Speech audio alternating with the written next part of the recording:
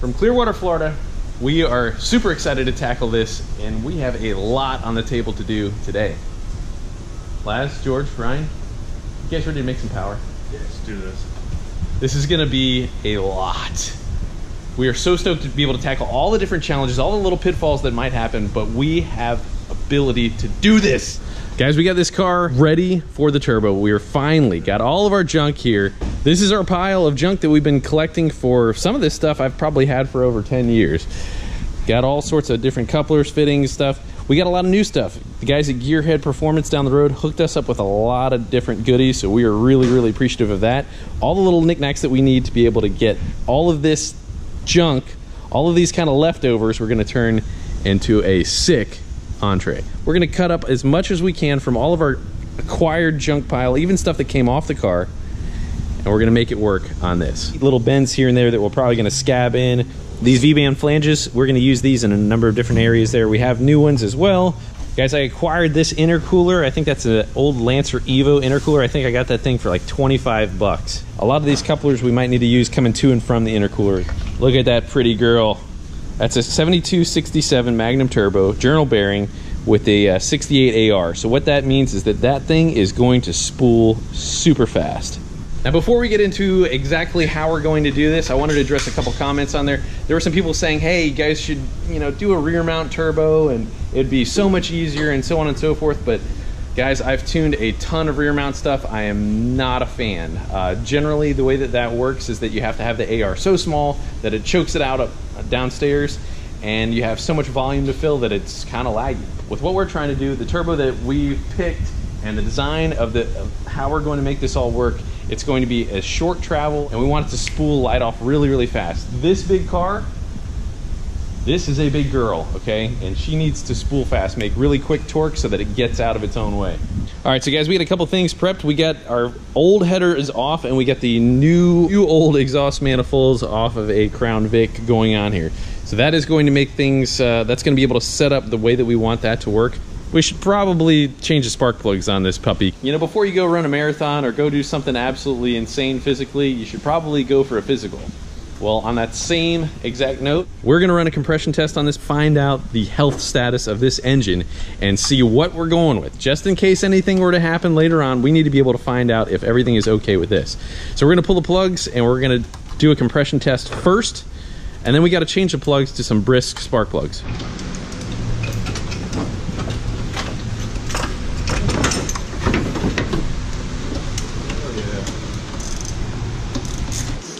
So the first one, that's not exactly what we want to see. We're hoping we're not doing anything wrong. I mean, compression test is pretty darn straightforward. All right. Well, look what Laz did there. So we got a pretty good idea where we want to kind of put the turbo, and that might need to be adjusted, but right now that is our target. We kind of figure with the front part of the turbo facing this way, we're going to have our inlet going in here and our exhaust. I want to head that direction right there. So this is the height that we need. We do have to contend with the factory fan shroud. We are removing that. We're trying to get a super thin one right now. Another thing that, well, actually, what else you got there? Well, this was like in a lower position. We kind of massaged it up so it can come through the exhaust. And Ryan's relocating this power extension to go to the remote mounted. Yeah, those were hanging down pretty low, yeah, right? Like in the middle. You definitely don't want to melt our part of our harness there too. So guys, Brisk sent us these plugs, and we are a huge fan of what they have for the direct injection engine. I believe this plug is about 2 steps colder than stock, and that's what we need. We need to be able to stay away from spark knocks. So the spark plug has a lot to do with the timing curve of what we can run. So whenever you are building a given amount of power, it is extremely crucial that you pick the right spark plug. You might have something that you're trying to make, 500, 600, 700 horsepower, and if you have the wrong plug in there, that's gonna really hinder you. So Brisk hooked us up with these, and this is about 2 steps colder than stock. This is what we want in order to stay away from spark knock, but still be able to have an aggressive tune and or run a little bit more boost than what we might not be able to on pump gas. This is gonna be a pure 93 vehicle. For the direct injection cars, we recommend a Brisk RR12S, and that is an awesome plug right there. That is most certainly what you would want to use on a late model supercharged vehicle or anything with pretty nasty forced induction. All right, so this is our list, and that is the results of our compression test. They were very, very, very low numbers. Not at all numbers that we were comfortable with, but we were actually pretty happy to find out that they were all very, very similar. Those compression numbers were not exactly what we were expecting, okay? We were actually quite shocked a little bit to see something that was under about 130 or so. That being said, as long as we didn't have one cylinder that was really down, I don't think we really have a big major problem or anything like that. This does have a very large overlap cam, which kind of lends itself with both of the valves open at the same time. You're not gonna be able to push all that in there for the compression test. And if it has lower compression, that also is another factor as well. Now, the good thing about both of those is that we should be able to make some more higher RPM power and with a decent amount of boost. All right, we've kind of come up with an idea of what we need to be able to cut in order to get our intercooler in the way right there. That's sticking out about an extra inch or so, and our old mount for our old tranny cooler was there. We need to get rid of that. And right in front of that, we have what we're gonna cut out right here. And let's see what we got. We need to be able to get a lot more airflow in. Last thing that we need to do is cut the bumper. Got to be able to get that good crossflow in for our front mount intercooler, make that thing do its job. All right, so we got a couple of these guys right here, and as we twist them, they allow us to be able to get a desired angle. Makes it a heck of a lot easier to achieve something. Found the mid pipe right here from a Ford shop right down the road. From there, we got to figure out how we're gonna get this to here. Kind of mocked up something right there. We're gonna adapt these to where we can make this work with that. Pretty much just like that. That one should be pretty easy, pretty straightforward. See if we can move that forward a little bit. If we can get this maybe just a little closer there. Yep. We're gonna squish this real tight. We're trying to keep that ground clearance to a maximum, but this is probably gonna get shoved forward a little bit. Don't know exactly how we're gonna make this happen, but we gotta get our bracket back up there for the turbo, tack that up on there, and then we're gonna finalize the placement.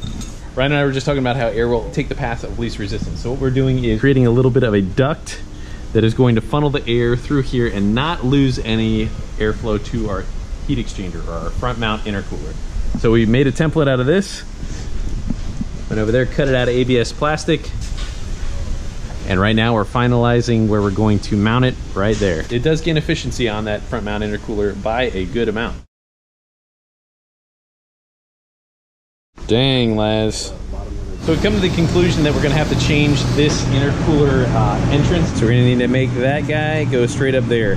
Reason being, we have very limited space here. The intercooler is a little bit wider than our space provided.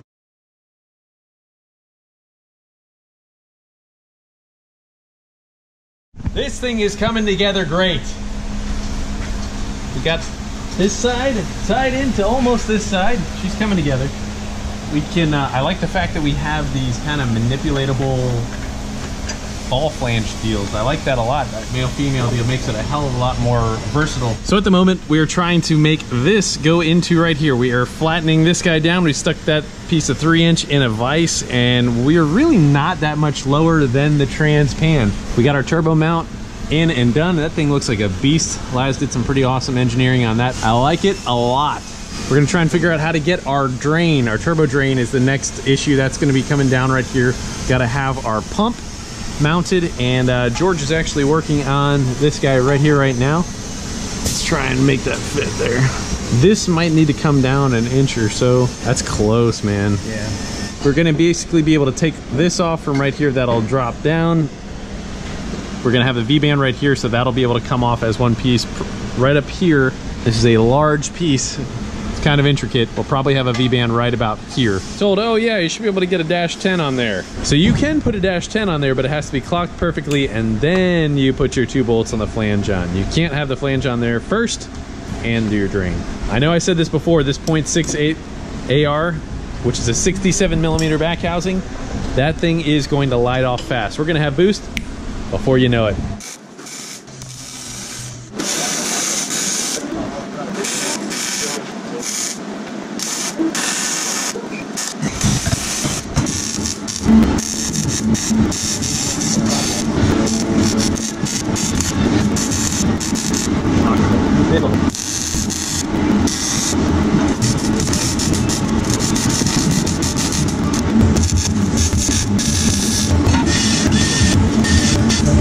We are making some progress. Now it is about 8 p.m., but hey, we're doing just fine. Got the turbo mounted. Still got to paint that bracket right there. Got a local friend, Josh, who is a professional fabricator, and he is freaking killing it. So we have to make this guy go around this way and make its way out right there. But we've, he did some really, really savvy stuff adapting that from a 3-inch to a 4-inch. So we're getting a 4-inch down pipe. We're setting that up to come out this way down here. George is mounting up the electric fan right now. We've got the intake pipe plumbed, and Josh just killed it with those welds, man. That is absolutely stunningly beautiful. We're getting our layout for our intake. We're gonna control our fuel with our fuel pressure, and we have a very good base right there. We gotta see what the mass airflow is gonna lay out as on the air fuel. But right now, we're just trying to get this thing up and running, and we will worry about the tuning stuff later. We're kind of limited on space with what we have here. Plus, that's gonna be too close to the map. So I think we'll probably move it down a little bit more. And actually, get a nice visual. Yeah, that looks pretty good right there. We do that, so we're gonna, be able to see the. It'll be nice and audible. You know, sound is just gonna go up right in the front. So we're trying to make it so you can see the intercooler in the front, but now I think when we think about it, you'll be able to see the blow-off valve from the front too. That'll be pretty sick. We have probably some clearancing that's gonna need to be done. So George, you got that in? That looks great. Josh is working on the down pipe right there, which is coming out freaking super nice. All right, we got this thing here, and we're trying to check and see if we have any leaks. There's some areas that we can't see through. So what we're gonna do is we're gonna fill this up with water and see if we got a leak. There we go. Let's go ahead and dump her out. I think that's the only problem we got. Sweet. We got our intercooler test mounted right there, and I'm gonna have to take a Sawzall to this bumper. I can't wait to take a Sawzall to a Ford.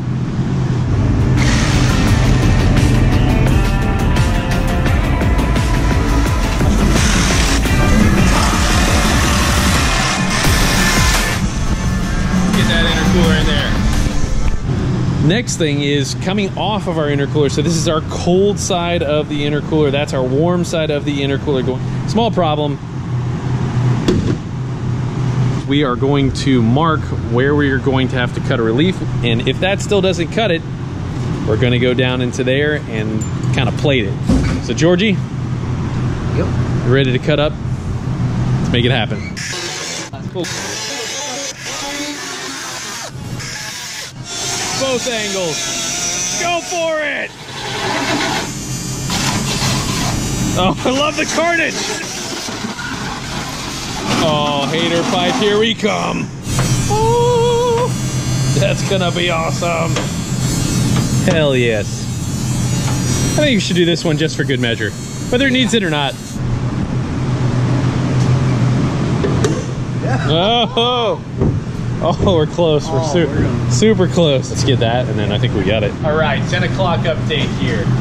Had to take the BMW out, do a little street slide just for a little bit, keep things fresh for everybody on point. Got the turbo off. Josh is going to be finishing up the down pipe. We got that all mocked up. We're doing our connection pipe coming from where we kind of wide together. Squish, going up. Take this turbo off here. We wanted to test the mount. Woo! Old Lazarus.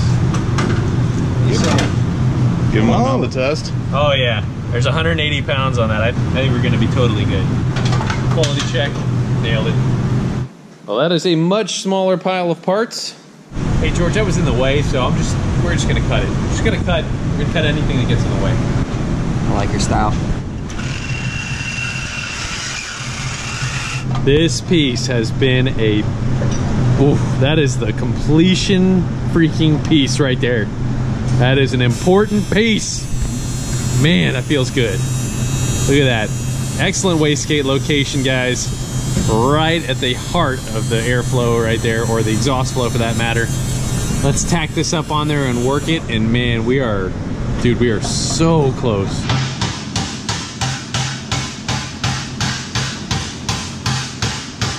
Well, that was our list of things to do, and there were so many more, probably twice that amount of things that we ended up having to do. We didn't even realize that we needed to do. Other things like relocating the accumulator because of our down pipe being right there. We knew we had to run the oil supply line. That goes up and around. We had a bunch of other issues that we needed to tackle up there, so we had to shift the radiator back just a little bit here. Needed to make the intercooler mount, had to cut the bumper, a bunch of little odds and ends. This was a real pain in the butt. We are still pressing on. That is some of Josh's handiwork right there. Absolutely freaking beautiful welds there. We relocated our inlet and our outlet, and we have a 2.5-inch inlet and a 3-inch outlet. We just have yet to weld in our tabs. Awesome job, kind of adapted and overcame, did exactly what we needed to do in order to be able to make this thing fit. So we have our outlet is up there. Our inlet is not on right now. That is gonna work out pretty good. We gotta be able to relieve our bumper and still direct all the airflow through the top and the bottom. Look at that amazing piece of ingenuity made from scrap junk. Freaking sweet. Would you just look at it? 4 a.m., day 2, in the 1-day build. Shut up, Laz, it's still day 1. But I mean, it fits really pretty darn good. Fire it up and let's make some noise. Something hanging out over here. You gotta, it really looks like a reverse bullhorn like that, you know? So no pry bars or hammers needed? No. 4:53 in the AM. To say that you guys are troopers would be an understatement. But let's freaking do it, man. Look at this. The welding, absolutely astounding. The layout, I think we're gonna have a really good form and function. We had to do this because of our mass airflow. That does look a little goofy, I will definitely admit, but everything else has a hell of a lot of purpose behind it. All right, so ladies and gentlemen, there is a number of things that has held us up and what has made this a much longer install. Being as this is a street car and we are retaining a whole bunch of amenities, that is a factor. The fact that we are keeping a hood is definitely a factor. And that we just have a wide open turbo where we don't. We have an intake. So everything is a couple hours extra of work. I mean, just doing the relieves in the hood, that was probably about 25 minutes. Yeah, that gorgeous intake right there, that actually was about an hour and a half worth of work. The mounting of the intercooler, which a lot of other race car builds have had, you know, like an air to water intercooler. The routing of the front mount intercooler, that has added a bunch of time. So, but all in all, this is going to be one hell of an awesome street car. Look at that front mount intercooler down in there. That's awesome. But the welding of this downpipe, dude, that is so, so beautiful. Let's see that turbo spool. Oh.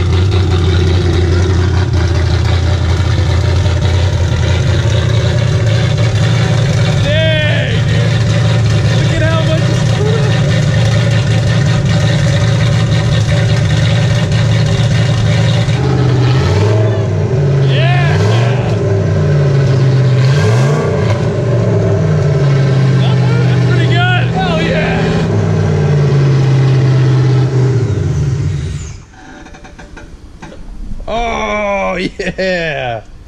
Oh, you little journal bearing, you little champion, you. That's awesome. That was so... Look at that! We started with really just about nothing, and we turned a pile of junk into this. I'm so happy with these guys. I'm so happy with all the help that we got. This has really been pretty much an epic day. I mean, this is like a serious bunch of problems, where many of which we had no idea we were going to get into. But man, what an awesome job. That looks really, really impressive. We've been looking at it for a while here, but if you just walk in and you see this room, you're like, dang, that looks freaking awesome, really. And hey, guess what? It closes the hood.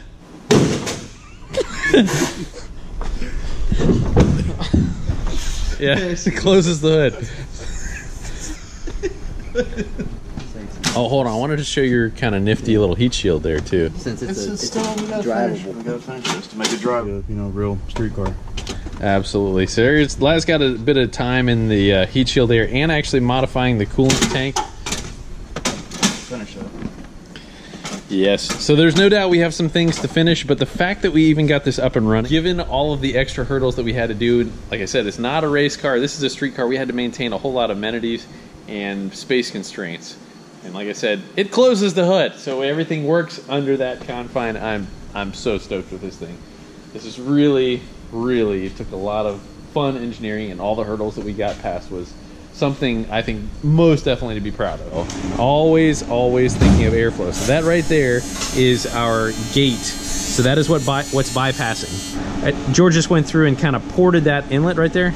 So we opened those holes up to the maximum of what we could do without compromising the weld right there. We had a bunch of ugly pieces inside that would inhibit the flow. We don't want anything whatsoever to cause any back pressure. Same thing can be said about the intake. We don't want to have any restrictions whatsoever. We had a bunch of ugly areas on the inside.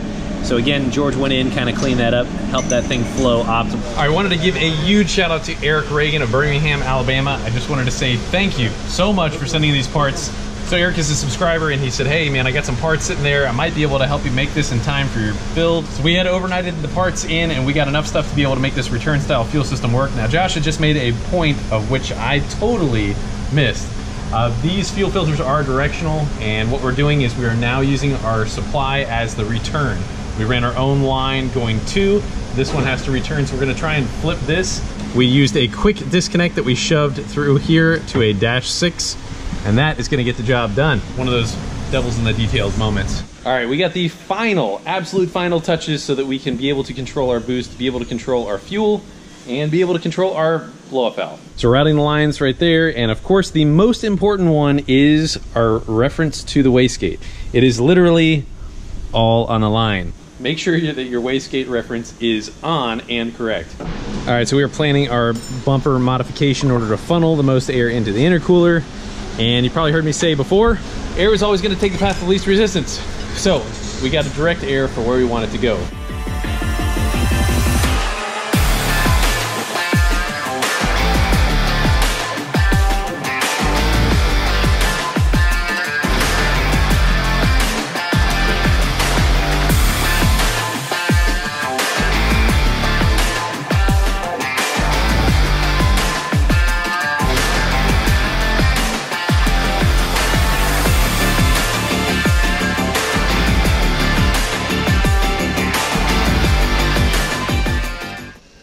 Yeah, fuel pump beast. Oh yeah.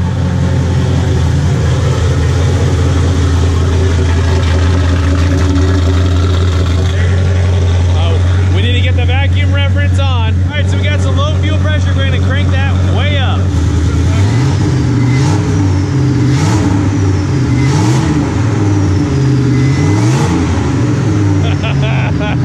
That's got some noise, boy.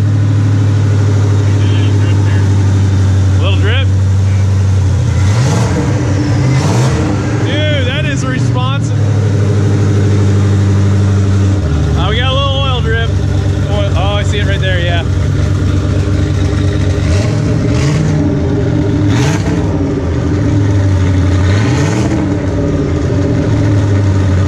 Hell yeah. Hear a leak? Kind of sounds like it. But it is so responsive. This is the best it's ever sounded.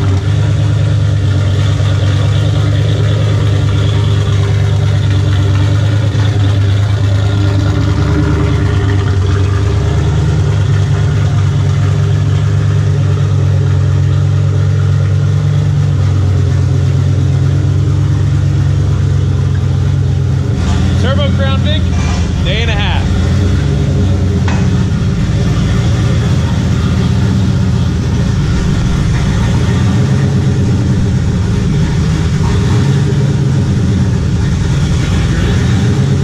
Clearance, yeah.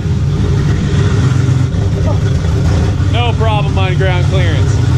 Guys, I'm so glad that we got all that progress done. I'm so glad that this is through. I mean, that was a really tough couple of days there. So, man, it was that was pretty rough.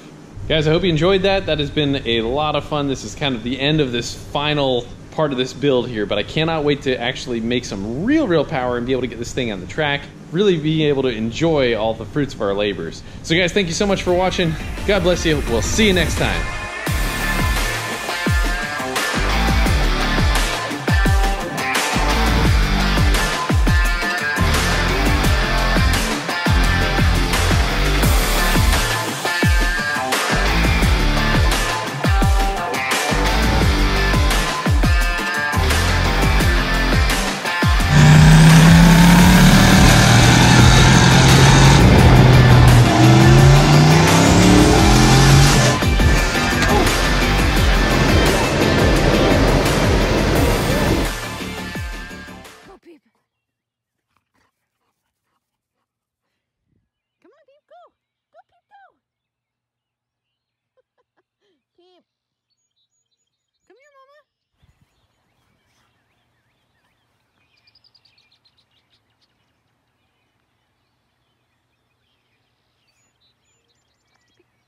Norman, get her!